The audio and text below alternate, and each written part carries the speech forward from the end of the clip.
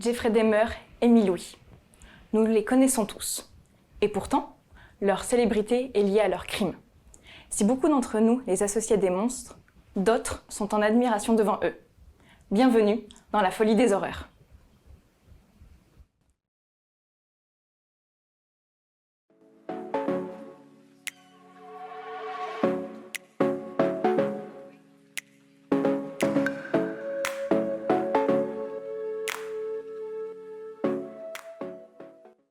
Bonjour à tous, bienvenue dans notre premier épisode de Side Effect. Je m'appelle Alix, bienvenue à l'équipe. Maloé. Bonjour. Laura. Bonjour. Pour vous, aujourd'hui, nous avons enquêté sur l'empathie, le voyeurisme et la fascination que certains peuvent ressentir vis-à-vis des tueurs en série. Nous accueillerons tout à l'heure Sylvain Kornowski, scénariste, et pour terminer, Sabine Chenet, qui est psychologue. Mais pour commencer, qui sont ces tueurs en série et quelles émotions nous évoquent-ils ? Nous sommes descendus dans la rue pour demander aux Bordelais ce qu'ils en pensaient. Ramirez. Moi, c'est Jeffrey Dahmer. J'allais dire la même chose. Ted Bundy. Jeffrey Dahmer. Jeffrey Dahmer aussi. Jeffrey Dahmer. Ramirez. Jeffrey Dahmer. Folie. Il a peur en vrai. Moi, il m'effraie, mais en même temps, il me fascine parce que quand on suit son histoire, on voit qu'avec son enfance, ça l'a amené à avoir des comportements violents après, et même son manque d'empathie, ça fait froid dans le dos. Donc, il m'effraie, mais en même temps, il me fascine. Mais de la tristesse par rapport à ce qu'il a pu vivre, mais un peu de la colère justifiée par rapport à ce qu'il a pu faire. Donc c'est un sentiment un peu ambivalent. Quelqu'un d'assez reclus, quelqu'un qui n'a pas eu le suivi dont il avait besoin, quelqu'un qui est un peu isolé de la société. Et moi je trouve que c'est assez effrayant de savoir qu'en essayant de rencontrer des personnes, on peut tomber sur ce genre de personnes et finir comme toutes ces... Ça paraît être bizarre, mais en même temps, je pense que c'est pas si bizarre que ça parce qu'il y a souvent des fascinations autour des choses qui font peur, etc. Après, je pense pas que c'est une volonté de faire pareil, quoi. Je pense que c'est plus une fascination de ce qui est étranger à soi, justement. C'est vraiment malsain, mais ça peut se comprendre, hein, parce que c'est vachement romantisé par tout ce qui est film, série, etc. Je pense que c'est des gens qui se rendent pas compte de la réalité des faits, et à quel point c'est morbide, et vraiment, c'est pas comme ça dans la réalité, et il faut vraiment qu'ils en prennent conscience, quoi. Je pense qu'il y a deux types d'obsessions. Il y a l'obsession malsaine, genre l'adoration qu'on peut avoir pour des serial killers. Je pense à Richard Ramirez ou même Ted Bundy qui ont eu des femmes en prison qui leur envoyaient des lettres ou ce genre de choses. Ça, pour moi, c'est des fous. Par contre, mais j'appelle pas ça une obsession, c'est plutôt la fascination, mais du côté psychologique. Comme moi, je peux avoir envers les serial killers, moi, leur cerveau, Enfin, je peux étudier ça toute ma vie, ça me passionne, quoi. Moi, je pense qu'il faut faire attention quand même. Se rappeler qu'à la base, c'est quand même des gens qui ont tué des personnes. Donc, par exemple, les gens qui se déguisent en Jeffrey Dahmer pour Halloween, c'est un peu limite. Mais ouais, respecter les victimes quand même, je pense, faut faire attention. Sur les réseaux sociaux, ça devient souvent une trend de parler de l'acteur qui joue notamment dans la série Dahmer, de le trouver beau et de romantiser et de oublier un peu la réalité des faits derrière. Et je sais pas, j'ai l'impression que c'est justifié un peu par les médias, les réseaux, tout ce qu'on peut voir. Il y a des gens qui aiment bien avoir cette crainte autour de la peur, de la violence, tout ça, ça peut exciter un peu des gens ou leur faire susciter des émotions.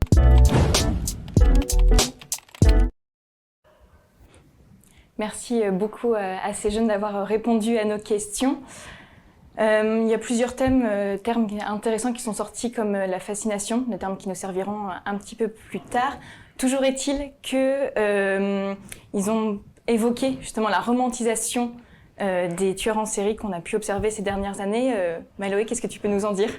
Merci Alix, c'est vrai que les réponses étaient très pertinentes et il est clair que depuis quelques années, on retrouve un engouement qui est croissant autour des serial killers. C'est notamment dû à la montée en popularité des true crimes dans lesquels les criminels sont très clairement romantisés, comme il a pu être dit dans le micro-trottoir. En parlant de true crimes, Laura, est-ce que tu pourrais nous en dire plus ? Alors, comme vient de le dire notre chère chroniqueuse, le true crime connaît une évolution exponentielle ces derniers temps. Selon un article du Monde paru en 2021, les vidéos de true crimes, donc le thème true crimes, rassemblent plus de 2,5 milliards de vues, ce qui est quand même extrêmement conséquent. On peut parler tout simplement d'événements atroces qui sont devenus du divertissement. Par exemple, nous pouvons citer la série Dahmer, donc c'est une série qui a été créée par Ryan Murphy et Ian Brennan en 2022, qui est la série la plus regardée, enfin, la 3e série la plus regardée du Netflix Monde, donc la série la plus regardée de True Crimes. Et pour avoir un exemple français, nous avons la série Le Serpent, qui quant à elle et certes aborde un serial killer qui est beaucoup moins connu, mais par contre qui a rassemblé tout de même 6,5 millions de téléspectateurs pour le pilote et 31 millions de personnes en rediffusion. Merci beaucoup Laura pour toutes ces informations. Et justement, qu'est-ce qui explique cet engouement autour des tueurs en série? C'est ce que nous allons voir dans un premier temps sous l'angle de l'empathie.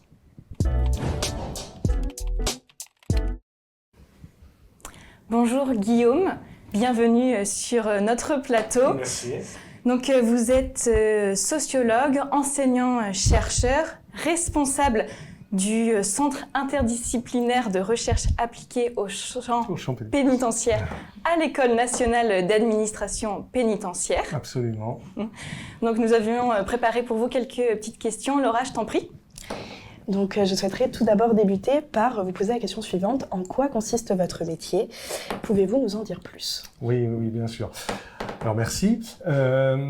Mon métier, depuis une quinzaine d'années, je m'intéresse donc en qualité de sociologue, vous l'avez indiqué, au dispositif de prise en charge des personnes placées sous main de justice, comme on les appelle. Mais je m'y intéresse pas de n'importe quelle manière, sous l'angle de ce qu'on pourrait appeler la gestion des risques et des politiques publiques de sécurité. Et j'essaie de comprendre, au fond, ce que les dispositifs font à ces individus, mais je pars aussi de l'expérience et des pratiques des personnels pénitentiaires et de tous les professionnels qui sont chargés de prendre en charge, de suivre, d'accompagner, de contrôler et de surveiller les condamnés. Une autre question pour vous. Comment la société peut-elle influencer la perception de certains individus en tant que criminels et comment cela peut-il susciter des réactions empathiques? Alors, votre question est intéressante. Je vais vous faire une réponse de sociologue, et une réponse sans doute qui va vous décevoir. J'aimerais partir, si vous le permettez, peut-être de la contradiction que porte votre question, mais qui est intéressante justement à pointer. Oui, la société. Alors, la société, c'est un mot avec lequel je suis pas forcément très à l'aise parce que c'est un mot très large. La société, au fond, ce sont les acteurs qui la font. Et quels sont les acteurs qui vont influencer nos perceptions sur le registre du crime? Eh bien, on pourrait resserrer aux acteurs médiatiques et politiques. Donc, de ce point de vue-là, les médias, ce sont eux qui véhiculent, façonnent, construisent une image du crime et du criminel. Maintenant, et je parlais d'une contradiction au tout départ, est-ce que la construction médiatique, la présentation médiatique du crime et du criminel suscite des réactions empathiques? J'en suis pas tellement sûr. En fait, je pense que la règle générale, c'est plutôt le contraire. Le discours médiatique va ériger, façonner une figure du monstre. Je prendrai juste un exemple pour bien me faire comprendre. En termes de criminalité sexuelle, c'est une thématique sur laquelle j'ai beaucoup travaillé. Lorsque les médias vont parler de ce type de crime, ça va être pour montrer des choses très spectaculaires, des crimes, voilà, souvent très odieux, très difficiles à supporter et à voir. Or, on sait qu'en termes de criminalité sexuelle, 80% de ces crimes se passent au sein de la sphère familiale et amicale. Donc, si vous voulez, on va juger et interpréter la figure de ce criminel sexuel au prisme de faits qui sont, au fond, statistiquement rares. Ils existent. Les médias n'inventent pas, hein, mais ils auront plutôt tendance à porter la focale sur le statistiquement rare et, de fait, des choses spectaculaires qui déforment le regard que l'on peut porter ou que l'on pourrait porter sur l'immense majorité des faits. Une autre question. Y a-t-il des variations significatives dans la façon dont les individus ressentent de l'empathie envers les criminels en fonction de facteurs tels que l'âge, le genre ou le contexte culturel? Alors, La question inviterait, comme l'on dit en sociologie, à objectiver ces individus-là. À ma connaissance, il n'y a pas d'études portant sociologiques sur ces facteurs-là. Et puis, quand bien même ces études existeraient, ou si j'en avais la connaissance, elles m'intéresseraient peu. Parce que l'empathie, à mes yeux, c'est plutôt une résonance. Je la définirais comme ça. Ça veut dire quoi? C'est une résonance qui est très subjective. C'est-à-dire que l'empathie, elle est difficile comme ça à mesurer dans l'absolu. Alors, bien sûr, sans doute, on n'a pas tous les mêmes degrés d'empathie. Et il y a des tests en psychologie qui existent, qui mesurent comme ça, qui établissent un curseur en fonction d'une plurifactorialité d'éléments, mais avec une liste qui pourrait, vous avez cité l'âge, le genre, et puis un autre que j'ai oublié, mais la liste pourrait s'abonder sans cesse. Mais ça m'intéresse pas tellement. L'empathie, moi, je la comprends du point de vue des prises en charge des criminels que j'étudie, et de ce point de vue-là, l'empathie, je la définirais comme une posture professionnelle. L'empathie est nécessaire pour pouvoir accéder justement à la subjectivité de l'individu, de façon à ce que cet individu puisse, dans la prise en charge, se constituer progressivement comme l'auteur des actes pour lesquels il a été condamné. C'est-à-dire qu'on lui permette, au fond, d'endosser une forme de responsabilité. Et de ce point de vue-là, l'empathie est à distinguer de la sympathie. La sympathie, si un professionnel chargé de cette prise en charge verse dans la sympathie, eh bien c'est sans doute la porte ouverte vers des formes de compromission et peut-être de fascination dont il sera question plus tard. Donc l'empathie, je la comprends comme une résonance, comme quelque chose d'éminemment subjectif et qui se joue dans une interaction. Et dernière question, comment la société réagit-elle généralement à ceux qui expriment de l'empathie envers les criminels, en particulier des tueurs en série? Quelles peuvent être, les conséquences de telles réactions? Écoutez, il y a sûrement vis-à-vis de ces personnes-là de la suspicion. Ils seraient à la lisière de la conformité. Ils appellent sans doute une crainte. Il ne faut pas oublier, même s'il y a des cas rares comme ça, et le micro-trottoir l'indiquait, de fascination. Je ne parlerai pas d'empathie à l'égard de certaines figures criminelles, mais la règle générale, c'est que le criminel est l'ennemi de la société, est perçu comme tel avant tout. Et des personnes qui seraient comme ça, je dirais, fasciné, pour le coup, j'emploie le mot à dessein, par ces personnes-là, je pense que ça appelle des réactions qui peuvent être de l'ordre même juridique. Je prendrai un exemple qui est malheureusement d'actualité en ce moment, les fichiers S. Des personnes, en fonction de qui on est fan, entre guillemets, et surtout de la façon dont on l'exprime, la société peut être amenée à réagir par des qualifications juridiques du type apologie du terrorisme, parce qu'on s'est intéressé d'un peu trop près à tel ou tel individu. Et ça peut conduire à des choses extrêmement concrètes, comme des mesures de surveillance, voire des mesures de privation de liberté. Merci beaucoup Guillaume pour toutes ces réponses. Passons désormais à notre seconde partie, le voyeurisme, cette curiosité mal placée.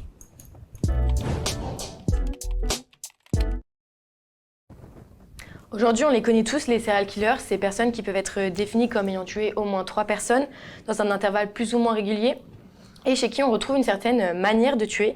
On le sait très bien, ces personnes ont commis des actes qui sont horribles et pourtant les spectateurs continuent d'être attirés par eux. On peut alors se demander pourquoi est-ce que l'on continue à regarder les true crimes? Est-ce que c'est de la curiosité mal placée? Eh bien en fait, c'est ce que l'on appelle le voyeurisme. Nous pouvons définir ce terme comme un plaisir à découvrir des choses intimes, des choses cachées, qui mènent à une certaine curiosité malsaine. On en est tous un petit peu victimes, ou du moins c'est quelque chose qui est assez commun chez les spectateurs. Il faut dire que les séries, les films mettent en avant des acteurs qui sont plutôt beaux et dans lesquels l'enfance souvent compliquée des criminels est mise en avant. On voit d'ailleurs suite à ça, de nombreuses réactions par les tweets de personnes qui disent être attirées par eux, comme par exemple Richard Ramirez, c'est un petit peu comme l'amour de ma vie, ou encore mon plus grand fantasme, c'est de faire l'amour avec le fantôme de Jeffrey Dahmer. Jeffrey Dahmer qui a d'ailleurs vu son histoire adaptée en série il y a un peu plus d'1 an. On a constaté d'ailleurs qu'après cette sortie, beaucoup de personnes disaient le trouver attirant, certains parlaient même d'amour, d'autres disaient vouloir se déguiser en Jeffrey Dahmer pour Halloween. C'est assez paradoxal, sachant ce que Jeffrey Dahmer a fait dans les années 80-90 et sachant aussi que les victimes et les familles des victimes sont bien réelles. Cependant, les spectateurs arrivent quand même à être admirés, en admiration devant cette personne. Ça nous ramène donc à cette notion de voyeurisme dont nous allons parler plus en détail au travers d'une interview. Et pour cela, je repasse la parole à Alix. Merci Maloé. Et oui, justement, nous avons eu l'honneur d'interviewer Sylvain Kornowski, qui est entre autres scénariste et qui a bien voulu nous expliquer pourquoi et comment les scénaristes arrivent à créer en nous cette étrange curiosité. Bonjour, je m'appelle Sylvain Kornowski, je suis formateur depuis un petit moment et l'occasion s'est présentée un jour d'écrire, d'abord pour le tout petit écran et par la suite j'ai écrit plusieurs romans aussi. Alors oui, ça m'est arrivé, ça fait partie quand même des gimmicks qui sont les plus intéressants aujourd'hui, mais effectivement le personnage du tueur en série est un personnage qui est un peu récurrent, sur lequel il m'est arrivé de travailler aussi. Les challenges, il y en a beaucoup. L'idée est d'abord de ne pas le rendre trop humain, mais suffisamment qu'on ait une intention, quelque chose qui parle au spectateur. Après, les autres challenges sont plus compliqués parce qu'il s'agit de soit donner un angle psychologique en allant chercher dans l'enfance du tueur en série pour expliquer pourquoi il agit de cette manière, soit sur un mécanisme de revenge, et aujourd'hui c'est très à la mode sur les réseaux, les mécanismes de revenge, donc c'est en gros quelqu'un qui a eu un déclic dans un moment de sa vie, et l'universalité du personnage devient intéressante à partir de ce moment-là. En fait, c'est un personnage qui a une enfance comme nous, ou bien c'est un personnage qui a été vexé à un moment et il tombe dans la psychopathologie qui devient active et qui devient problématique évidemment pour les autres, principalement pour ses victimes. Alors, il y a évidemment des techniques qui consistent d'abord à utiliser les bons leviers. Donc, si on parle d'empathie, ça peut jouer que sur l'affect. On est tous des êtres d'affect et donc on peut jouer sur des moments très précis. Je vais prendre un exemple d'un film très grand public. Le Joker est quand même un personnage très sombre. Et dans la dernière adaptation, on a joué énormément en fait sur l'empathie qu'on devait avoir parce que c'est un garçon qui est tout seul et qui perd la seule accroche affective qu'il a au monde. Et cette bascule-là est intéressante parce que c'est le jumelage en fait des deux éléments que j'ai évoqué précédemment, c'est-à-dire à la fois un trauma d'enfant et à la fois une vexation d'adulte. Là, on a les deux. Quand on veut travailler sur un personnage sur lequel on ne veut pas de réticence de la part du public, contrairement au personnage de Saw, ou bien contrairement à d'autres personnages, où il y a une vraie réticence parce qu'il est pas humain, il n'a pas de visage, il n'a pas de traits, donc il n'a pas d'émotion. On va jouer à contrario sur tous les leviers affectifs, et donc les 6 principales émotions qu'on a, donc la peur, le dégoût, etc. Et donc lui, le tueur en série, ou la tueuse en série, pas des mécanismes identiques d'ailleurs si on les genres, doit avoir ressenti ces six grandes émotions pour qu'on puisse à notre tour ressentir les émotions qu'il ressent. Alors on peut jouer sur le côté glamour effectivement des acteurs. Je pense que s'il y a une mode aujourd'hui, elle consiste à flirter avec le borderline. En fait, j'écoutais il y a peu de temps une sociologue évoquer ça et je trouvais son point de vue presque historique assez malin. Elle disait que dans une société qui est en paix, on fabrique des hommes et des femmes mou. Dans une société qui est en guerre, on fabrique des hommes durs. Je pense qu'on a été dans une société très en paix pendant très longtemps et on avait besoin de cette borderline incarnée par des tueurs en série qui nous montre à quel point le danger est là. Et en fait, il y a toujours cette tension, ça c'est un truc qu'on travaille beaucoup en écriture, entre l'éros et le thanatos. C'est-à-dire l'éros, il y a une partie attirante et le thanatos, qui est une partie qui est fascinante mais quand même très effrayante. Donc la partie érotique, elle est marrante parce qu'on peut jouer sur un personnage qui est effectivement joli. Ça, l'acteur peut l'incarner. Et le côté thanatonique, donc vraiment le côté mortel, va fasciner encore plus si le personnage est beau. Donc on a une espèce de mélange entre Narcisse et Orphée qui peut être amusant. En tout cas, c'est toujours les mêmes ficelles qu'on utilise depuis la nuit des temps. Alors, je fais partie de ces gens qui sont convaincus qu'il n'y a pas de curiosité malsaine. La curiosité est bonne à prendre. C'est pas tant une curiosité malsaine, à mon avis, qu'il faut y voir, qu'un besoin de s'endurcir dans une société un peu liquéfiée. Bon, ça, c'est un travail de Bauman, mais voilà, il y a quelque chose de troublant dans le fait de ne plus rien ressentir à force de vivre des émotions sur les réseaux, etc. On vit plein de trucs. Les jeunes générations ont vu une centaine de crimes, de pranks terribles sur les réseaux, et donc il faut réactiver les ressorts de l'empathie, et donc pousser le curseur de la dureté et de l'affect beaucoup plus loin. Là, c'est facile, le tueur en série, lui, va dépecer, mais il a le droit, va enterrer, mais il a le droit, va torturer, mais il a le droit. Et nous, on vit ça par procuration, et surtout, on vit ça au fin fond de notre canapé, et c'est très confortable de vivre la mort au fond du canapé. Merci encore une fois à Sylvain d'avoir pris le temps de répondre à nos questions. Ces réponses étaient vraiment très pertinentes. Oui, c'est vrai que c'était très intéressant et ces explications permettent de mieux comprendre justement la notion de voyeurisme que j'abordais juste avant, le travail de mise en scène fait par les scénaristes et le travail autour de la création du personnage aussi explique un petit peu mieux l'admiration que peuvent avoir les spectateurs pour les serial killers. Et d'ailleurs, ça fait référence à un autre sentiment fort, la fascination, que nous allons voir dans notre troisième et dernière partie.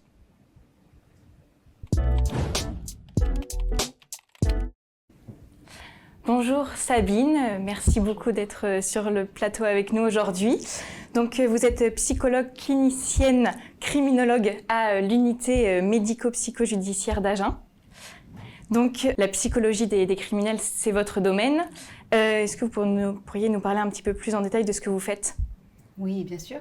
Donc, je travaille, alors, cette unité médico-psychojudiciaire qui est devenue un service de psychologie et de psychiatrie légale, au sein duquel donc, je reçois des patients qui, effectivement, pour la plupart d'entre eux, sont passés à l'acte. On a une consultation en ambulatoire où on reçoit de manière spécifique des auteurs de violences sexuelles et des auteurs de violences intrafamiliales.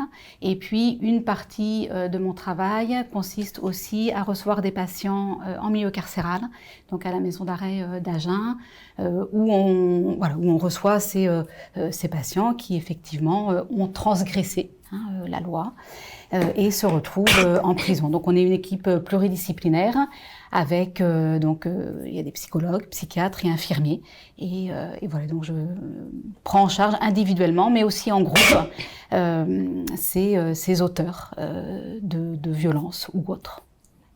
Merci. Petite question, qu'est-ce qui nous distingue des criminels ? Pourquoi eux sont-ils capables d'être cités et nous capables de différencier le bien du mal ? Donc cette question est intéressante parce que je crois qu'elle nous renvoie de suite à ce besoin que nous avons aussi de nous distinguer de cet autre criminel. Et pourtant, j'avais envie de citer une phrase d'Albert Camus qui nous dit bien « Tout homme est un criminel qui s'ignore », qui vient montrer qu'effectivement, ces criminels, à la différence de la plupart d'entre nous, sont passés à l'acte, sont du côté de la transgression, là où la majorité des êtres humains que nous sommes ne vont pas basculer dans le passage à l'acte.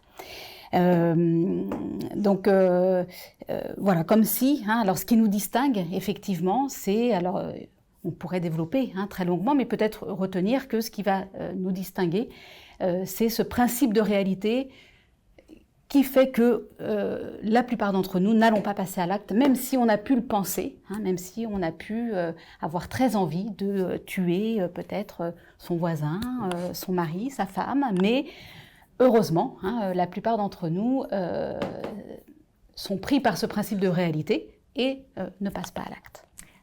Merci pour ces précisions. Vous qui connaissez bien le cerveau, pourquoi certains ressentent de la fascination justement vis-à-vis des tueurs en série ? Alors, je crois que la question de la fascination, elle vient résonner sur la part justement qu'on peut avoir chacun de nous là où on est pris dans ces polarités amour, haine, le serial killer, le criminel qu'on voit en face de nous peut venir faire écho avec notre part un petit peu là de ce côté peut-être un peu monstrueux qu'on pourrait avoir. Donc à la fois ça nous fascine parce que nous on tente quand même de rester, je dirais, du côté du bien et de ne pas basculer dans cet acte monstrueux que pourraient commettre ces criminels. Donc il y a cette fascination parce que ça interroge aussi qu'est-ce qui fait que là les choses basculent pour cet homme-là ou cette femme-là. La fascination, je pense elle peut aussi résonner sur l'idée que ça vient peut-être nous rassurer parce que cette figure du criminel, ce monstre, vient nous rappeler que nous on serait de cet autre côté, où on est pris là par ce principe de réalité qui nous ramène à quelque chose qui n'est pas du côté de cette transgression amenant des actes atroces. Voilà. Merci beaucoup Sabine. Chez Side Effect, nous aimons vous gâter. C'est grâce aux partenaires de ce jour UGC que cela est possible. Alors pour tenter de remporter 6 places de ciné pour aller voir le film de votre choix, horreur ou non, allez voir en description de notre vidéo ou sur notre Instagram. Merci beaucoup à nos invités d'être venus, d'avoir pris le temps de répondre à nos questions. Merci aussi à l'équipe.